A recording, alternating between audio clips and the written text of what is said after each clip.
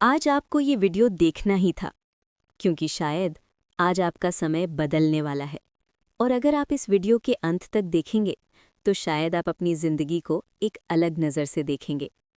2026 में सब भाग रहे थे, कोई पैसे के पीछे, कोई सफलता के पीछे और कोई लाइक्स के पीछे। लेकिन इस भीड़ में एक आदमी ऐसा था जो अचानक रुक गया और लोगों को समझ ही नहीं आया क्यों। उस आदमी का नाम था रोहन। हर सुबह वो उसी चाय के ठेले पर बैठता, फोन नहीं, जल्दी नहीं, सिर्फ एक मुस्कान। और ये बात लोगों को अजीब लगती थी। क्या आपने कभी सोचा है हम इतने तेज क्यों भाग रहे हैं? क्या सच में हम अपने सपनों की तरफ जा रहे हैं या बस दुनिया को देखकर दौड़ रहे हैं? एक दिन एक लड़का उसके पास आया, थका हुआ, परेशान, और उसने वो सवाल पूछा जो शायद हम सब पूछना चाहते हैं। सर, आपको फ्यूचर की चिंता नहीं होती? रोहन मुस्कुराया और बोला, मैं भी पहले तुम्हारी तरह ही था। मैं भी भागता था सुबह से रात तक, काम, फोन, नोटिफिकेशन, सपने और तनाव।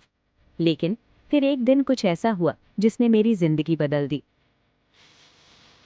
मेरे पिताजी ने मुझे एक पुरानी घड़ी दी और कहा, बेटा, समय किसी का नहीं होता। उस समय मुझे ये बात समझ नहीं आई, लेकिन कुछ महीनों बाद वो घड़ी रुक गई और उसी दिन मेरी भाग दौड़ भी रुक गई। उस दिन पहली बार मैंने हवा महसूस की, सुबह की धूप देखी, माँ की हंसी सुनी, और मुझे समझ आया मैं जिंदगी जी ही नहीं रहा था, बस उसकी तैयारी कर रहा था। लेकिन अगर आप सोच रहे हैं कि कहानी यहीं खत्म हो गई, तो रुकिए, क्योंकि उसी शहर में एक और कहानी चल रही थी।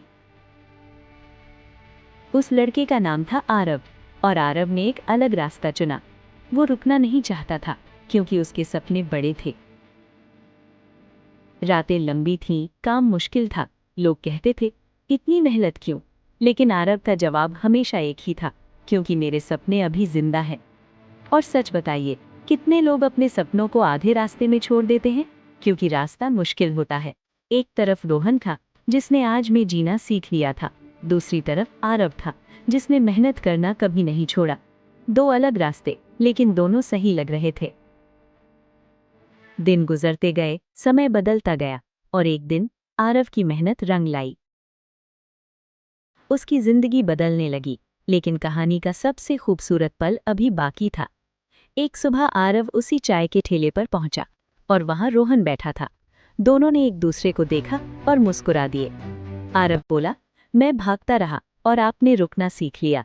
रोहन ने कहा, शायद हम दोनों सही थे, क्योंकि जिंदगी का असली राज रुकने में नहीं है और सिर्फ भागने में भी नहीं है। जिंदगी का असली राज है संतुलन। आज में जीना भी जरूरी है और सपनों के लिए मेहनत करना भी। जो आज में जीता है वो खुश रहता है, जो मेहनत करता है वो आगे बढ़ता है, लेकिन जो दोनों करता है वही सच में जिंदगी जीतता है। अब सच सच बताइए, आप अभी किस तरफ ज्यादा हैं, भागना या रुकना? अगर आपको लगता है कि जिंदगी में संतुलन जरूरी है तो कमेंट में लिखिए बैलेंस, और देखिए आपकी तरह कितने लोग ये समझने लगे हैं।